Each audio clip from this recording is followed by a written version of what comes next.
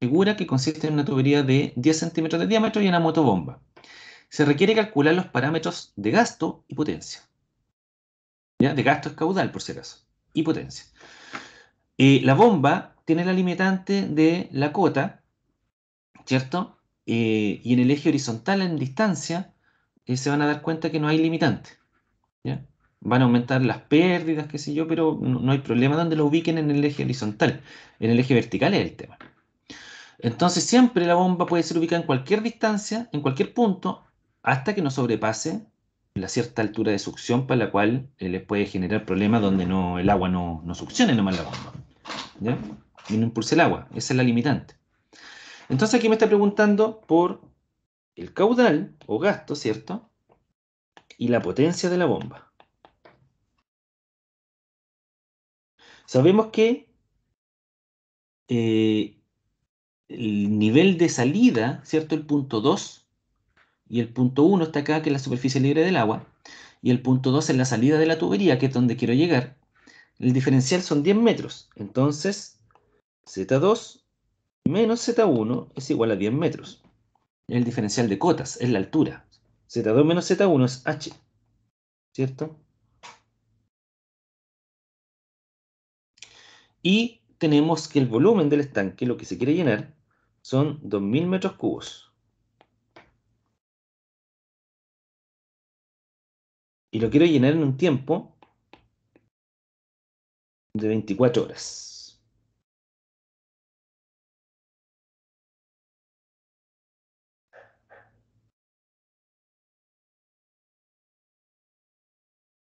Ya. ¿Cómo hago esto entonces? ¿Qué harían ustedes?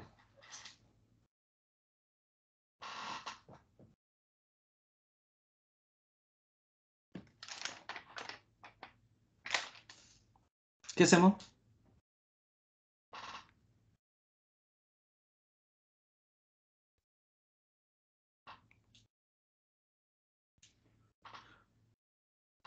¿Cómo determino el caudal?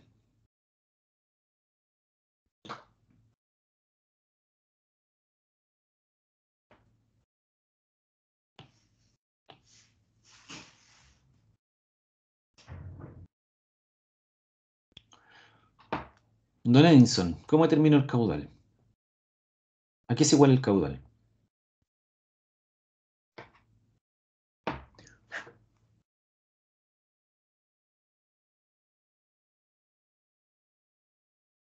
Aranza.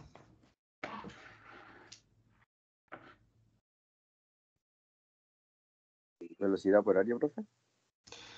Velocidad por área. Caudal es velocidad por área. Pero no tenemos la velocidad. Aquí también es igual. Fíjense en el enunciado. Dice para poder llenar un estanque en 24 horas de 2000 metros cubos. Aquí es igual el caudal. También, aparte de velocidad por área.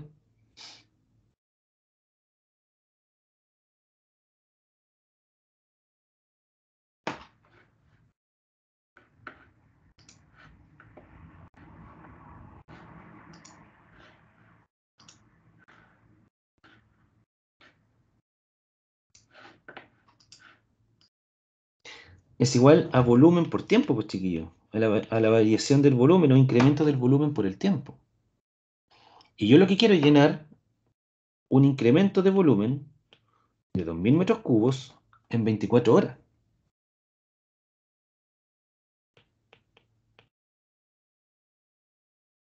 ¿Sí o no?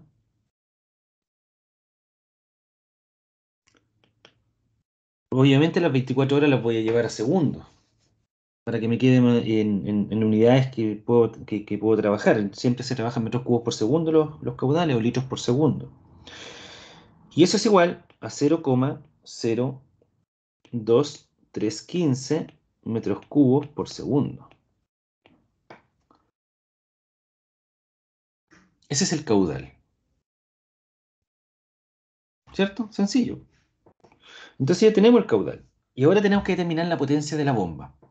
Y como yo les mostré anteriormente, la carga de la bomba es igual a la potencia dividido el peso específico por caudal. O sea, la potencia de la bomba es igual a la carga hidráulica por peso específico por caudal. ¿Cómo determinamos la carga hidráulica? ¿Cómo determinamos la energía que necesitamos que la bomba le entregue a mi sistema para poder llegar del punto 1 al punto 2, del río al estanque? ¿Cómo determino ese delta H?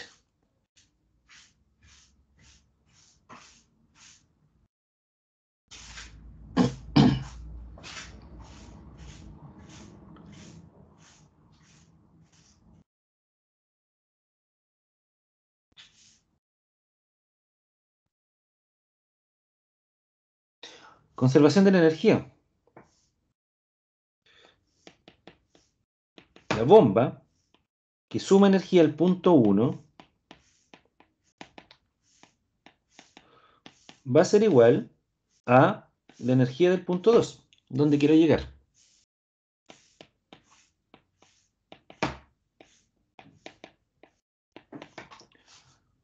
¿Cierto? En este caso, no tengo información respecto a las pérdidas, por lo tanto vamos a asumir que el sistema no tiene pérdidas. ¿Ya? Por lo tanto, la carga hidráulica la voy a obtener despejando la ecuación de energía.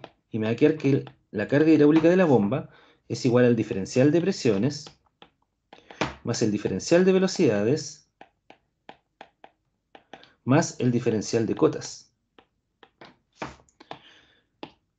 ¿A qué es igual el diferencial de presiones P2 menos P1?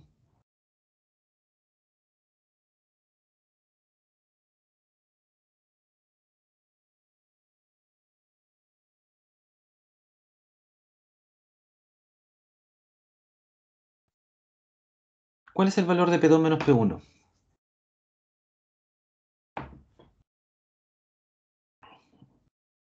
Recuerda el ejercicio de la chimenea y del estanque que vimos en la clase anterior.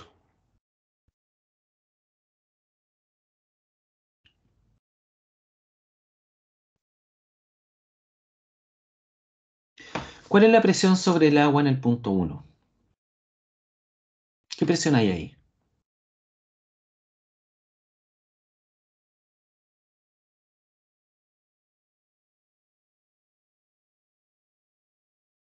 ¿Hay presión sobre la superficie libre del agua en el río?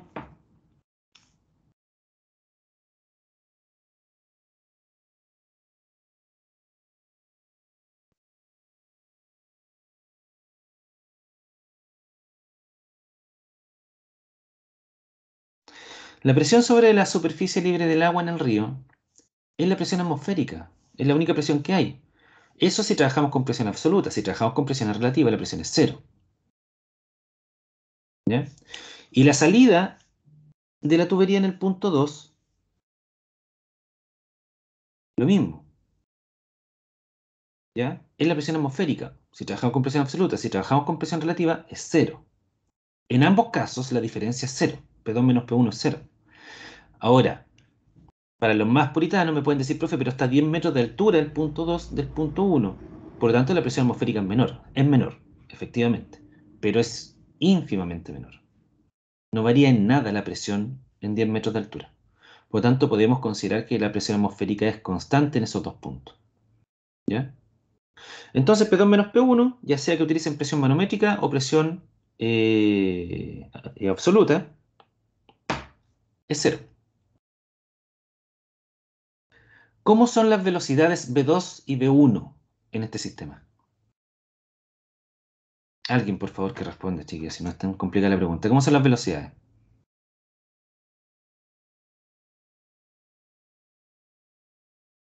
¿No tenemos pérdida, profe, constante igual? ¿Cómo, perdón? ¿De que no tenemos pérdida serían constantes igual? Las velocidades son constantes. ¿Por qué son constantes?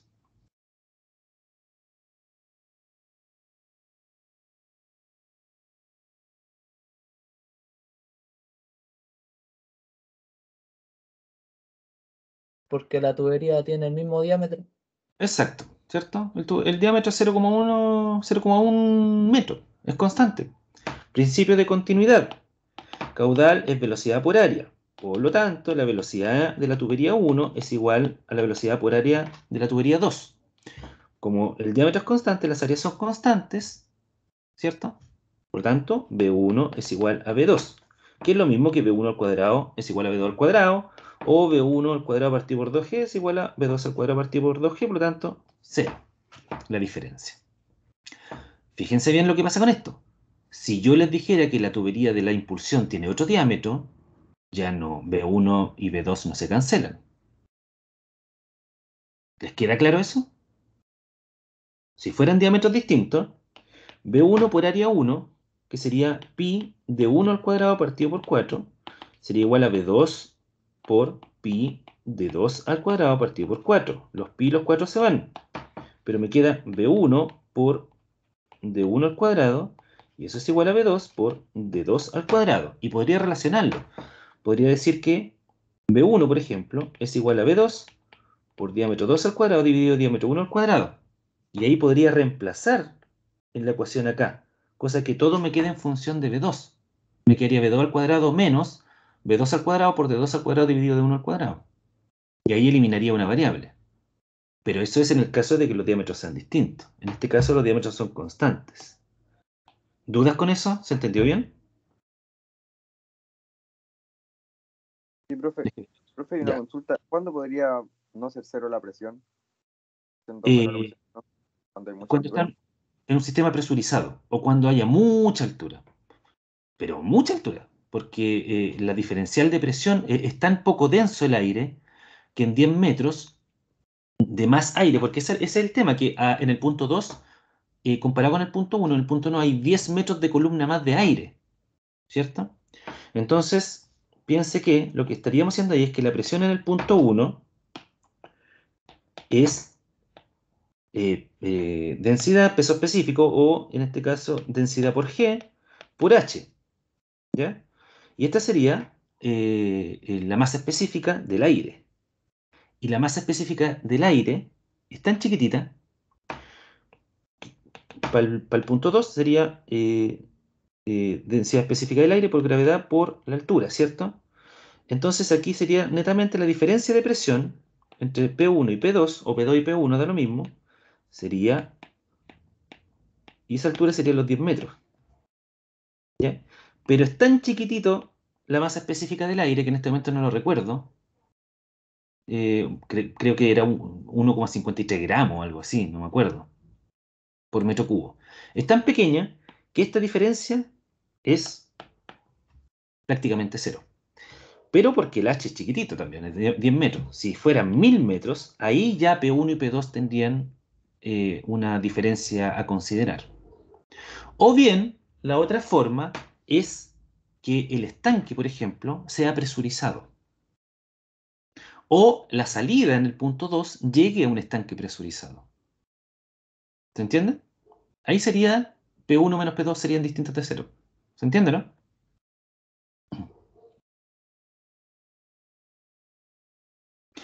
Por ejemplo, no sé, po, supongamos que aquí tengo el río,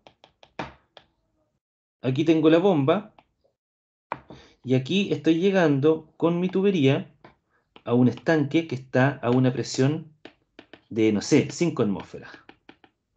Mientras que en el río yo tengo solamente una atmósfera.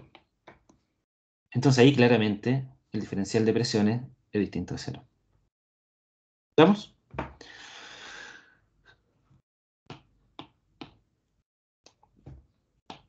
Lo otro, el compañero dijo cuando le pregunté cómo eran las velocidades, efectivamente son constantes, son iguales las velocidades, pero no porque las pérdidas sean cero. Las pérdidas no afectan a las velocidades solamente se rigen por el principio de continuidad. No importa cuánta pérdida haya, las pérdidas solo afectan a las presiones. Si hay mayor pérdida, menor presión en el punto de salida. Si hay menor pérdidas, mayor presión en el punto de salida. Pero ni las cotas ni la velocidad se ven influenciadas por las pérdidas. Ojo con eso.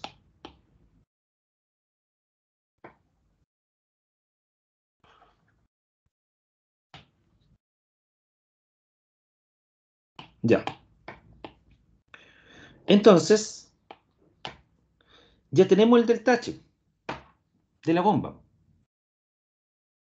que es solamente, para este caso, el diferencial de cotas. Entonces la carga hidráulica de la bomba, que es la carga hidráulica de la bomba, que es la energía que debo inyectar al sistema, son 10 metros. Delta H de la bomba son 10 metros.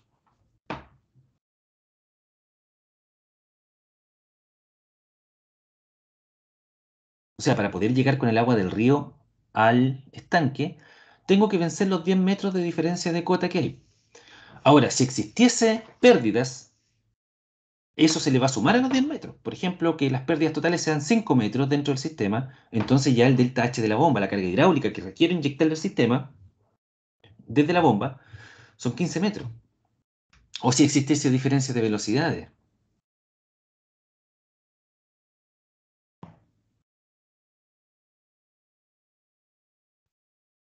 Ahora hay que tener ojo también, chiquillos, porque por un lado, este análisis nosotros lo estamos haciendo dentro de la tubería. Pero también hay que pensar en la posibilidad de que, por ejemplo, y como está en la figura, yo estuviese haciendo este análisis desde la superficie libre del agua. Y en la superficie libre del agua, la velocidad, todo depende de la referencia de donde estén armando el sistema. En la superficie libre del agua la velocidad es cero, ¿cierto? Y a la salida de la tubería, ¿cómo es la velocidad? ¿Es cero?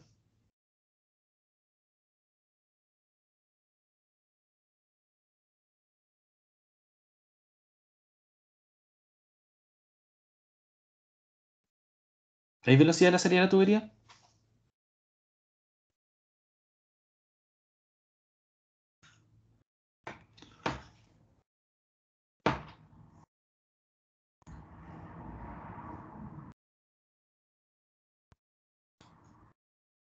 ¿Hay velocidad? Po. Por lo tanto, ahí el V2 sería distinto de 0 y el V1 sería 0. Por lo tanto, esto ya no sería así. Ahí solamente el V2, el V1 sería 0, pero el V2 existe. Y la velocidad 2 es igual a caudal partido por área. Y el caudal ya lo tenemos y el área también la tenemos. Por lo tanto, podríamos calcular la velocidad. Por eso hay que siempre tener cuidado con dónde se van a dar los puntos para hacer el análisis. Y generalmente es conveniente pensar en esos puntos sean donde las velocidades se anulan. Entonces fíjense que aquí te lo dice el problema, para poder llenar 24 horas a un estanque de 2000 metros cúbicos de capacidad que se encuentra a 10 metros sobre el nivel de un río. Entonces suponemos que el nivel del río es el punto 1, donde la velocidad es 0, y el nivel del estanque, ¿cierto? Que es el punto 2, la velocidad también va a ser 0 porque va a ser en el estanque. Entonces, por eso en ese caso nosotros decimos que las velocidades son ambas 0. O bien, se puede considerar como inicio el punto 1 el interior de la tubería o en la salida de la tubería, y ahí las velocidades serían iguales por principio de continuidad porque el diámetro no cambia y se cancelarían. Pero siempre es conveniente tomarlo en puntos exteriores, ¿ya? En puntos externos. Entonces el delta H de la bomba son 10 metros y ya dijimos arriba que la potencia de la bomba era la carga hidráulica de la bomba por el peso específico por el caudal. O sea, sería 10 metros por el peso específico del agua, que es 1810 newton por metro al cubo, y por el caudal, que es 0,02315 metros cubos por segundo. Entonces me quedan newton por segundo, la potencia sería newton por metro, que sería en joule, dividido segundo, sería watt, que sería la unidad de potencia. Y el valor numérico sería 2371,7 watts. Pero siempre las bombas se trabajan en HP, ¿ya? Y para pasar de watt a HP, tenemos que dividir por 745,7. Y eso nos da 3,18 HP. Y esa sería la potencia de la bomba. Si nos vamos de nuevo a las bombitas, bombas centrífugas, cuando uno busca una bomba, le entrega los HP, la potencia de la bomba. Fíjense, esta de 1 HP, ¿ven? Ahí está, 1 HP.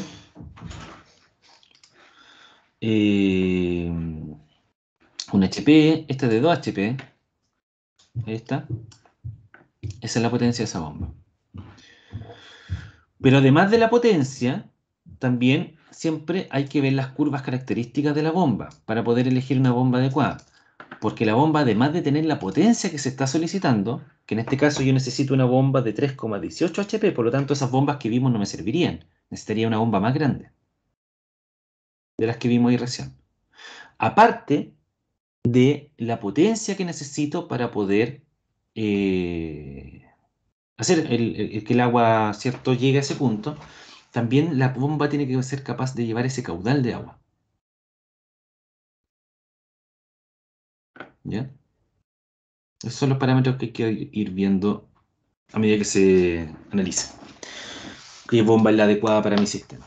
Siempre hay una bomba que es adecuada para cada sistema y hay que buscarla. ¿Dudas hasta ahí? ¿Se entendió? ¿Quedó claro?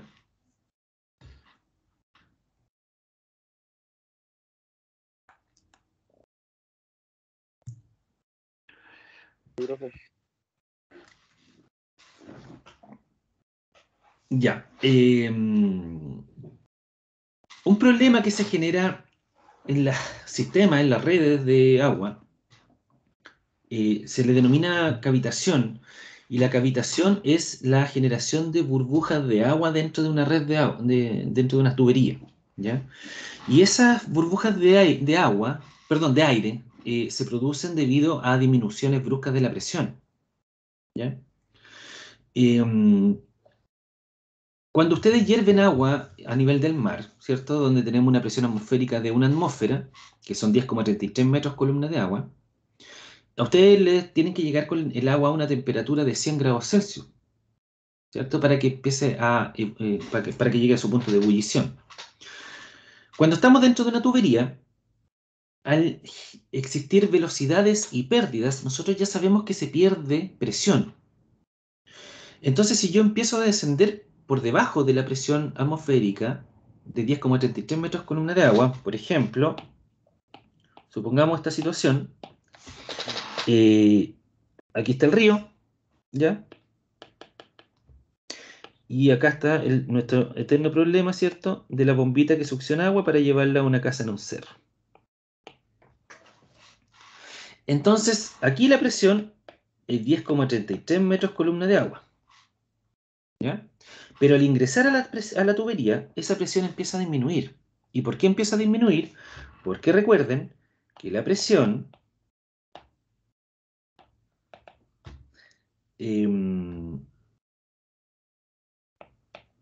es igual a la diferencia de velocidades más la diferencia de cota más las pérdidas totales, y en este caso sería también menos la bomba.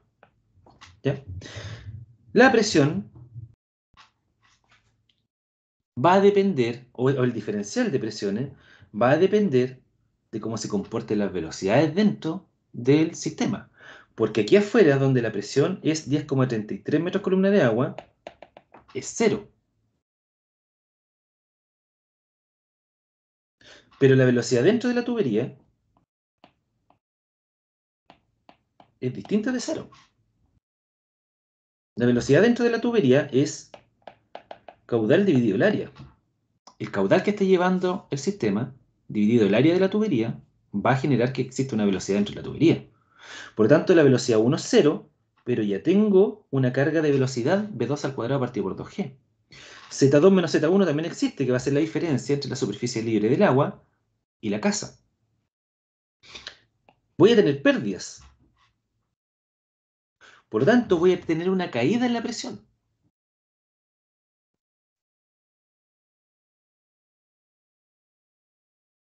¿Sí o no?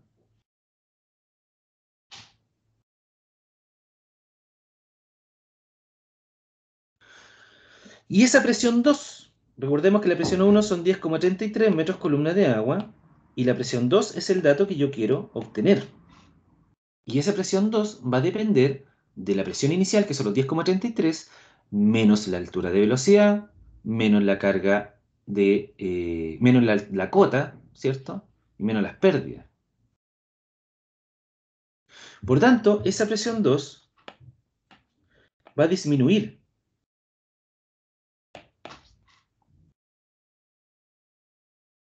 Desde los 10,33 metros columna de agua. Y fíjense que para una cierta presión, ¿cierto?, que tenga el agua, va a costar menos hacerla ebullir. Fíjense que para una presión de 10,33 metros columna de agua, que aquí está en unidades de kilogramos por centímetro cuadrado, por lo tanto son distintos los valores numéricos, aquí sería 1,033 kilogramos por centímetro cuadrado de presión, necesito de 100 grados Celsius para hacer ebullir el agua. Pero a medida que disminuye la presión, necesito de menos temperatura. O sea, si ustedes están en Machu Picchu, ¿cierto? O en el Cusco, que está a 3.300 metros de altura, como la presión atmosférica es menor, van a ebullir el agua con una menor temperatura. A 70 grados Celsius a lo mejor el agua ya va a estar en su punto de ebullición. Aquí dentro de la tubería pasa algo similar. Como la presión 2 en este punto, supongamos aquí este punto que estamos analizando, ¿cierto? Lo vamos a llamar punto 2 a ese. Aquí tal vez la presión sea de 5 metros columna de agua. Entonces, para 5 metros columna de agua, necesita de 80 grados para empezar a llegar a su punto de ebullición. Pero ahora fíjense, supongamos que la temperatura ambiente, ¿cierto?, es de 20 grados Celsius, por lo tanto el agua está a 20 grados Celsius. Fíjense para 20 grados Celsius la presión. Son 0,024 kilogramos por centímetro cuadrado, lo que es igual a 2,4 metros columna de agua. Por lo tanto, lo que quiere decir eso es que si el agua está fluyendo dentro de este sistema a 20 grados Celsius y la presión dentro de la tubería sea de 2,4 metros columna de agua, ¿qué va a pasar?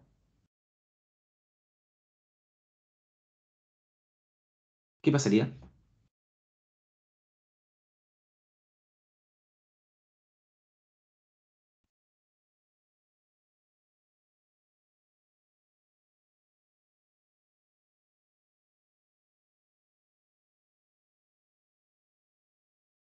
El agua se empieza a evaporar, se empieza a transformar y pasa a ser, cambio de estado.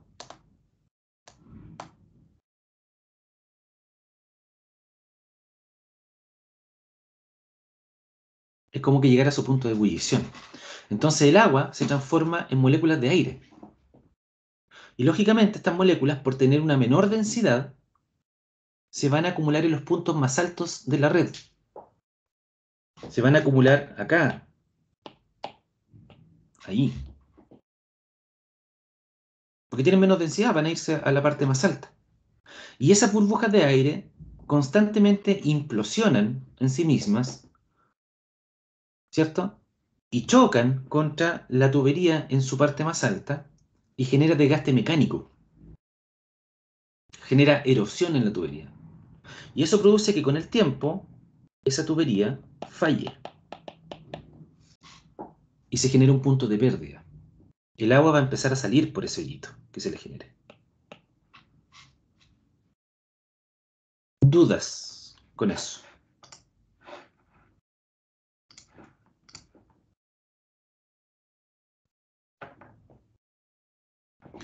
Aquí dice, si la presión disminuye mucho, se libera vapor de agua. Presión de vapor. Y el problema se agrava. ¿Ya? Porque también esas burbujas pueden producirse por lo que les acabo de contar, o bien pueden haberse incorporado en algún momento en la succión, se incorporaron burbujas de aire y pasa lo mismo. O sea, pueden ser por dos efectos. Uno es que se genere el punto de ebullición del agua a 2,4 metros, columna de agua de presión, ¿ya? O bien que se hayan incorporado burbujas de aire desde el exterior, ¿ya? Los problemas que genera la cavitación: pérdida de sólido en la superficie límite, ¿ya? Erosión, que es lo que les comentaba recién, ruidos. O sea, yo creo que todos alguna vez hemos abierto una llave y empieza a sonar y empiezan a vibrar las paredes, ¿cierto? Y suena fuerte, y eso es porque se incorpora aire a la red. Vibraciones. La tubería empieza a vibrar, empieza a saltar, ¿ya? En el campo, sobre todo, se da toda esa situación. Pérdida y alteraciones de propiedad hidrodinámica. Disminución en las curvas características de la bomba, ¿ya? O sea, la bomba ya no va a trabajar como corresponde, ¿ya? De esto lo vamos a retomar más adelante, las curvas características de la bomba. Impulsor cavitado. Las burbujas de aire producen este efecto sobre el impulsor. Esto es lo que está dentro de una bomba, esto es lo que impulsa el agua. La bomba, de manera, para que la entiendan, tiene un motor. Ese motor está conectado a la red eléctrica, ¿ya? Acá tiene una bobina que hace girar a este rotor. Y el rotor tiene, o está conectado a el impulsor, que es ese que está ahí en la imagen. Y el impulsor gira, lo hace girar.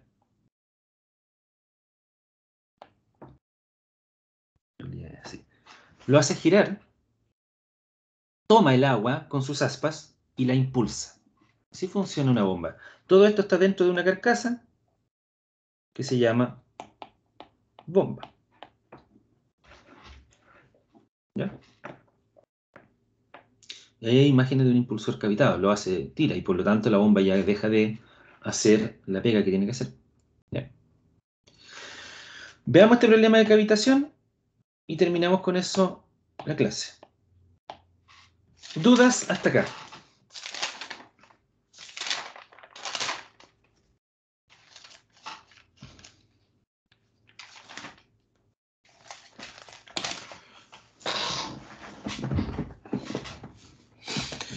Ya, yo les comentaba que la cavitación, el gran problema, pueden ser dos. O se incorporan burbujas de aire al sistema, o bien disminuye tanto la presión al interior de la tubería que el agua se transforma en gas, ¿ya? Esas son las dos posibilidades. Y siempre el riesgo de la cavitación se va a generar en los puntos altos del sistema. Por lo tanto, hay que evitar la cavitación, y parte del diseño hidráulico es evitarlo, ¿ya? Veamos este caso. Tenemos un estanque, se coloca una cañería en forma de sifón, que es esta U invertida, eso es un sifón, como se indica en la figura. La salida de la cañería se puede colocar a voluntad debajo del nivel libre del agua en el estanque. Determinar el punto más bajo donde se puede colocar para evitar que se produzca cavitación en la tubería cuando el estanque está por vaciarse. ¿Ya? Entonces, lo que hacemos acá, ¿cierto? Y como lo hemos venido haciendo en toda esta parte del curso, es que tenemos que plantear la ecuación de conservación de la energía. Y en este caso, nosotros vamos a realizar un equilibrio de energía entre el punto 1 y el punto 2, ¿cierto? Que el punto 1 es la superficie libre del agua en el tanque y el punto 2 es la salida, ¿ya? Entonces planteamos la ecuación de equilibrio y la presión en 1 más la altura de velocidad en 1 más Z1 va a ser igual a la presión en 2 más la velocidad en 2 más Z2 más pérdidas totales. Pero todavía nosotros no nos metemos en pérdidas. Por lo tanto, vamos a asumir, y además como no hay información, vamos a asumir que las pérdidas son cero. Y fíjense, y no perderse de la pregunta, dice determinar el punto más bajo donde se puede colocar, ¿ya? Por lo tanto, lo que yo requiero aquí es cuánto puede ser el valor de B, ¿cierto? Eso es lo que estoy determinando aquí. Tenemos que la altura A es la altura máxima de la tubería en el punto 3, con respecto a la superficie libre del agua, y el punto B es la altura máxima por debajo de la superficie libre del agua a la que puede ser ubicada la salida de la tubería, el punto 2. Entonces lo que yo quiero determinar es ese punto B, esa distancia B, esa altura B. Por tanto, como necesito determinar alturas, lo que yo quiero determinar aquí es Z1 menos Z2. Y Z1 menos Z2 va a ser igual a B2 al cuadrado menos B1 al cuadrado partido por 2G más P2 menos P1 dividido el peso específico. Entonces por aquí va la cosa. ¿Por qué Z1 menos Z2 a qué es igual? ¿A qué es igual esa diferencia de cota? ¿A qué altura?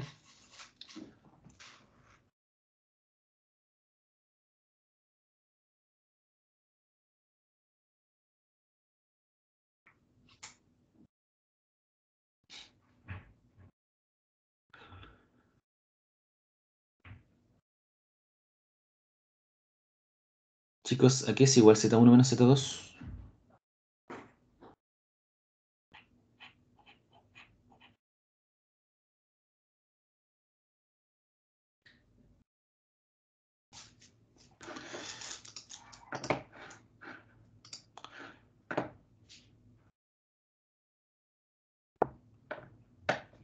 Don Edinson.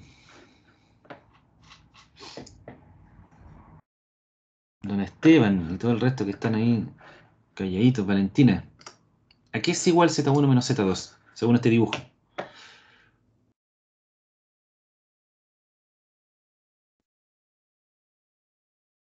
Es igual a B, po. Si ahí está la altura. Z1 menos Z2, B. Está clarito ahí. Entonces, Z1 menos Z2 es igual a B.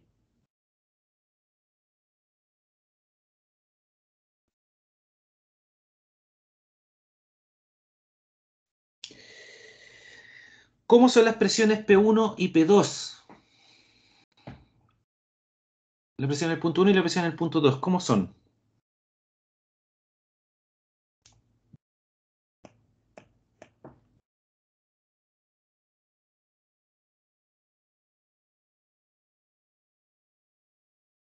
Ya, voy a explicar el ejercicio nomás con preguntarles, no hay mucho porte, así que ya. La presión en 1, en la superficie libre del agua, es la presión atmosférica. Y la presión en 2, a la salida de la tubería, también tenemos presión atmosférica porque sale al aire libre. Por lo tanto, P1 es igual a P2, es igual a presión atmosférica. ¿Ya? La velocidad en 1, que es el estanque, está estático. Por lo tanto, la velocidad 1 es 0. Entonces, B1 es 0, P2 y P1 son presión atmosférica, son iguales, por lo tanto se cancelan.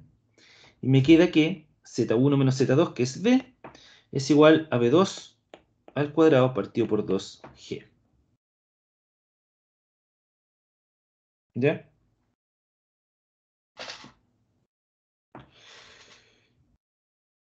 Ahora bien,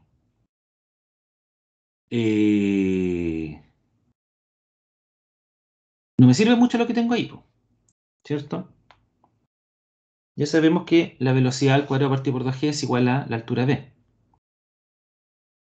Pero sin embargo me queda otro equilibrio de energía que puedo hacer, ¿cierto? Y que es porque yo lo que requiero acá es determinar cuál es la altura máxima a la que puedo ubicar el punto 2 por debajo del punto 1 para evitar cavitación.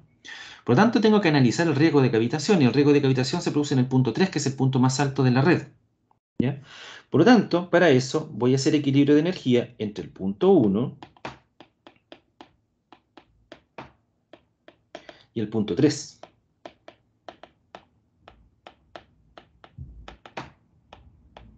No voy a anotar las pérdidas porque ya sé que son nulas, no las conocemos, vamos a asumir que son nulas las pérdidas. ¿Ya? Por lo tanto, reordenando esto, me queda que Z3 menos Z1 más B3 al cuadrado menos B1 al cuadrado partido por 2G más P3 menos P1 partido por peso específico es igual a 0. Lo vamos a ordenar de esa forma para analizar lo que está pasando aquí. Z3 menos Z1, eso es igual en cota, fíjense, la cota 3 Z3 menos la cota 1 Z1 es igual a A. B1 ya sabemos que es 0 porque está en reposo y B3 existe, hay una velocidad. Más B3 al cuadrado partido por 2G. Más presión 1, sabemos que es la presión atmosférica. Y la presión en 3, para que no se produzca cavitación, la menor presión, ¿cierto?, que puede haber en el punto 3 para que no se produzca cavitación, es la presión de vapor. Y la presión de vapor, ¿cierto?, para que se transforme en vapor el agua dentro de la cañería, dijimos que era 2,4 metros columna de agua. Esa es la menor presión. Acá está, la presión máxima absoluta para evitar cavitación es 2,4 metros. Otro punto importante, cuando estamos analizando cavitación, trabajamos con presión absoluta. Por eso es que la presión 1 no es 0, sino que es 10,33 metros columna de agua, es presión atmosférica. ¿Ya?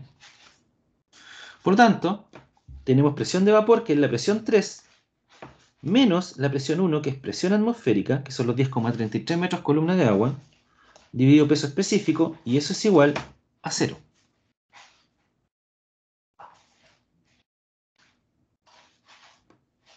¿Ya?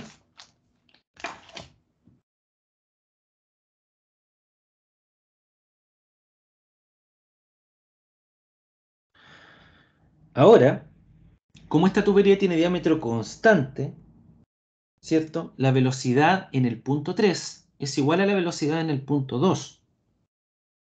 Ambas velocidades son iguales. Por lo tanto, si nosotros dijimos que la carga de velocidad en el punto 2 será igual a B, la carga de velocidad en el punto 3 también va a ser igual a B.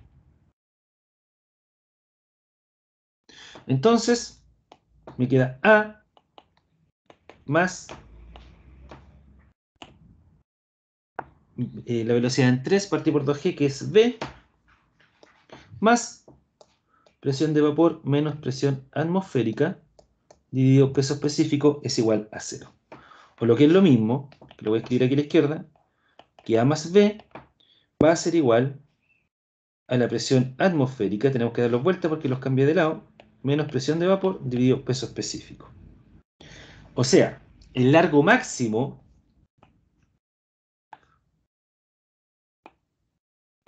A más B que puede tener este sistema para que no se produzca cavitación va a ser igual a presión atmosférica, que son presión atmosférica dividido peso específico, ¿cierto? Que son 10,33 metros columna de agua, menos presión de vapor dividido peso específico, que son 2,4 metros columna de agua.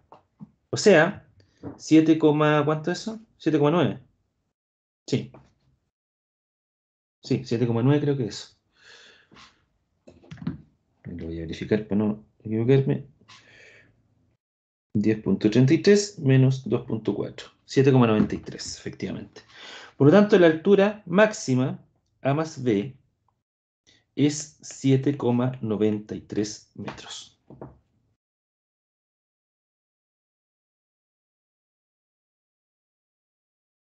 Si A mide, no sé, 3 metros, entonces B puede medir 4,93 metros. ¿Cierto? Porque lógicamente B va a ser igual a 7,93 menos A. Por lo tanto, depende directamente del valor de A, el valor que tenga B.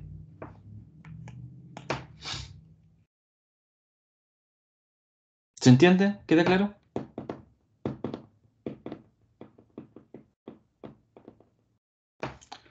Sí, profe. Ya, vale. Ya, chicos. Buen fin de semana, entonces nos vemos el día miércoles en clase. Espero que haya quedado claro. Gracias, Andrés. Nos vemos, chiquillos. Que estén bien. Buen fin de semana. Chao, profe. Chao. Gracias. Yo creo que Chao, profe. Chao. Chao, chao, chao a todos. Chao, profe.